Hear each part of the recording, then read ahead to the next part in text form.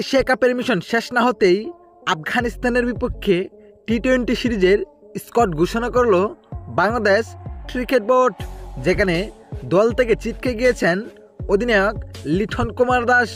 ইনজুরির কারণে এই সিরিজ থেকে বাদ পড়েছেন তিনি। তার বদলিতে সুযোগ পেয়েছেন সৌম্য সরকার এবং অধিনায়ক হয়েছেন আগের 2 ম্যাচে ব্যর্থ অধিনায়ক জাকির আলী অনেক। দর্শক, বাংলাদেশের সামনে ফাইনালের স্বপ্নটা খুব সহজেই ছিল, কিন্তু জাকির আলী ও কয়েকটা ব্যাটসম্যানের বাজে ব্যাটিংয়ের কারণে শেষ পর্যন্ত এশিয়া কাপ থেকে ছিটকে যান এবং এশিয়া কাপের পরপরই আফগানিস্তানের বিপক্ষে টি-20 সিরিজ খেলবেন বাংলাদেশ দল। তাই তো আফগানিস্তানের বিপক্ষে টি-20 দলের স্কোয়াড ঘোষণা করেছেন বাংলাদেশ ক্রিকেট বোর্ড। দেখে নিন এক নজরে বাংলাদেশের টি-20 সিরিজের একাদশ।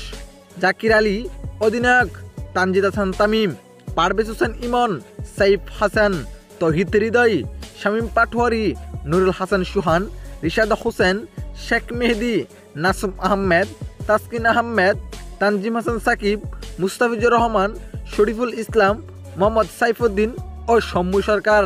শুধু একটি পরিবর্তন এসেছে, যেখানে অধিনায়ক লিটন দাসের বদলিতে সুযোগ পেয়েছে সৌম্য সরকার।